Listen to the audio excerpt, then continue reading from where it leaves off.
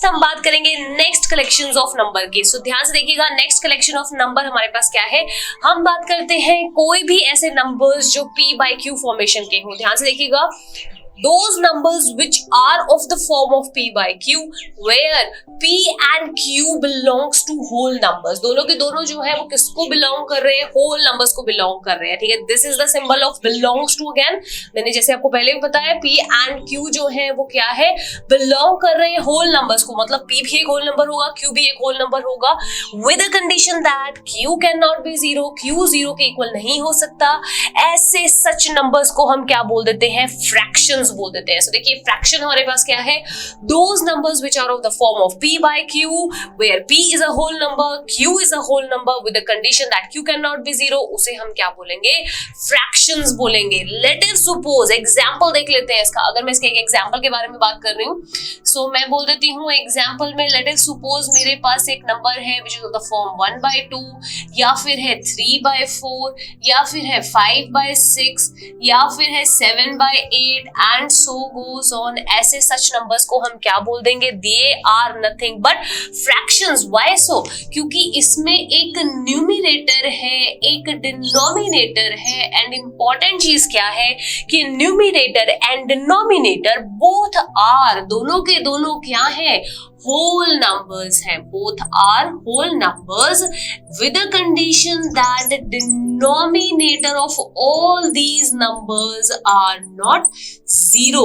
जो डिनोमिनेटर है वो जीरो के इक्वल नहीं है। तो ऐसे सच नंबर्स की कलेक्शन को हम क्या बोल देते हैं, they are nothing but fractions. ये हमारे पास क्या है, फ्रैक्शंस है। सो देखिए, फ्रैक्शंस क्या थे, फिर से रिपीट कर रही हूँ, p by q फॉर्मेशन के, जहां पर p एक होल नंबर होगा, q एक होल नंबर होगा and q can not be zero, उसे हम क्या बोल देंगे, फ्रैक्शंस बोल देंगे।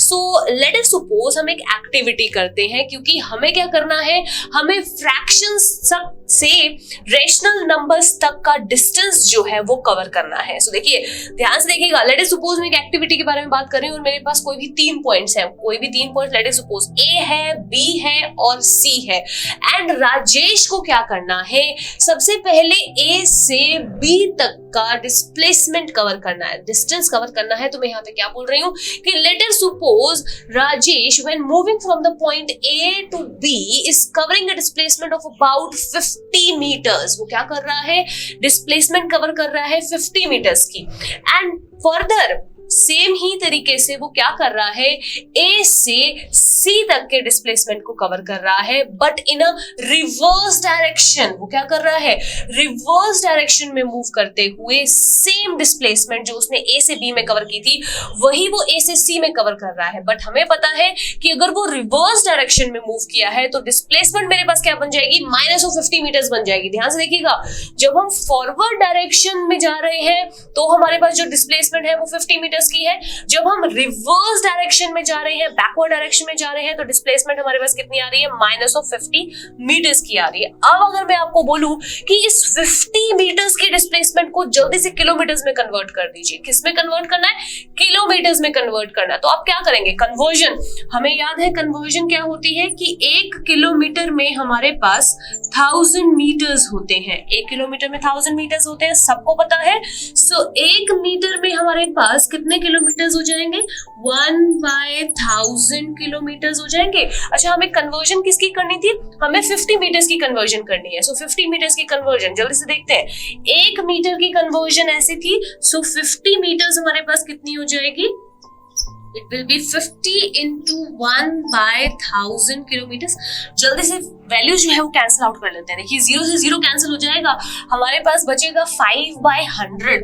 तो मैं यहाँ लिख देती हूँ, मेरे पास बना है 5/100 किलोमीटर। सो ये हो जाएगा 5 1 से 5 कैंसिलेशन कर रहे हैं, 5 2 से 10 और 0 1 हमारे पास बच गया। सो हम यहाँ पे क्या बोलेंगे कि 50 मीटर्स को हम कैसे लिख सकते हैं, 1/20 किलोमीटर्स लिख सकते हैं। अब यही कन्वर्जन मैं जल्दी से यहाँ लिख देती हूँ कि 50 मीटर्स की कन्वर्जन को मैंने कैसे लिया है, 1/20 किलोमीटर्स लिया है।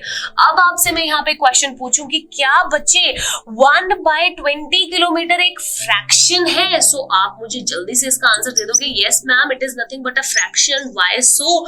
बिकॉज इसमें एक न्यूमरेटर है, इसमें एक डिनोमिनेटर है, एंड इंपॉर्टेंट चीज numerator as well as denominator both are whole numbers, both are whole numbers, दोनों के दोनों होल नंबर्स है। 1 भी एक होल नंबर है एंड 20 भी एक होल नंबर है। सो जो भी फॉर्मेशन p by q की हो, जहां पर p और q कोई भी होल नंबर्स हो, q कैन नॉट बी 0, 20 0 के इक्वल नहीं है। सो ऐसे सच रिप्रेजेंटेशन को हम क्या बोल देंगे, फ्रैक्शन बोल देंगे। ये तो a से b तक के बारे में बात कर ली। अच्छा अब आ जाते हैं a से c तक के बारे में। मेरे पास यहाँ पर क्या है, -50 मीटर्स। तो मैं यहाँ पे क्या लिखूंगी, जल्दी से देखिए, -50 मीटर्स को मैं लिख दूंगी -1/20 किलोमीटर्स। क्यों? क्योंकि हमें पता था कि 50 मीटर्स में 1/20 किलोमीटर्स थे, तो नेगेटिव में कितने हो जाएंगे, अगर यहाँ नेगेटिव मल्टीप्लाई होगा तो यहाँ भी नेगेटिव मल्टीप्लाई हो जाएगा, मतलब -50 मीटर्स में -1/20 किलोमीटर्स हो जाएंगे। इसका मतलब यहाँ पर मेरे पास बन गया -1/20 किलोमीटर्स। अच्छा अब मैं यहाँ आपसे क्वेश्चन पूछती हूँ कि क्या बच्चे ये एक फ्रैक्शन है? सो आप मुझे जल्दी से आंसर दे दोगे, no ma'am it is not a fraction. Why so? ये फ्रैक्शन क्यों नहीं है? ध्यान से देखिएगा, मैं इसे लिखूंगी -1/20 या फिर मैं इसे लिख सकती हूँ 1/-20। अब हमें ये पता है कि अगर मैं -1/20 बोल रही हूँ, so -1 it is not a whole number, ये एक होल नंबर नहीं है। वैसे ही -20 is again not a whole number, ये भी एक होल नंबर नहीं है। हमने फ्रैक्शन में क्या पढ़ा है कि p by q फॉर्मेशन में ऊपर वाला नंबर नीचे वाला नंबर दोनों के दोनों होल नंबर्स होने चाहिए, बट यहाँ पर -1 is not a whole number, -20 is not a whole number. ये क्या है, इंटीजर्स है, ये हमारे पास क्या है, they are nothing but integers. तो क्या ये एक फ्रैक्शन हुआ? No it is not a fraction, ये एक फ्रैक्शन नहीं हुआ। तो फिर ये नंबर कौन सा नंबर है? This number is called as a rational number. इस नंबर को हम क्या बोलते हैं, एक रेशनल नंबर बोलते हैं, जो p by q फॉर्मेशन का होगा, जहां पर p एक इंटीजर होगा, q एक इंटीजर होगा। ऐसे सच नंबर को हम क्या बोल देते हैं, रेशनल नंबर बोल देते हैं। सो आई होप आपको दोनों के बीच का डिफरेंस जो है वो क्लियर हो रहा हो कि फ्रैक्शन क्या था, रेशनल नंबर क्या था। कि फ्रैक्शन में हम बात कर रहे थे p by q फॉर्मेशन की, जहां पर p और q दोनों होल होगा, बट रेशनल नंबर्स में कंडीशन क्या होगी कि p एंड q जो है, या p by q फॉर्मेशन जो है, उसमें जो नंबर्स हैं वो इंटीजर्स होंगे। सो दोनों में ये डिफरेंस है, यहाँ पर होल के बारे में बात की जाती है, यहाँ पर इंटीजर्स के बारे में बात की जाती है। This is the major difference in between the fractions and the rational number. So I hope आपको इस एक्टिविटी से ये क्लियर हो गया हो कि फ्रैक्शन और रेशनल नंबर में क्या डिफरेंस होता है।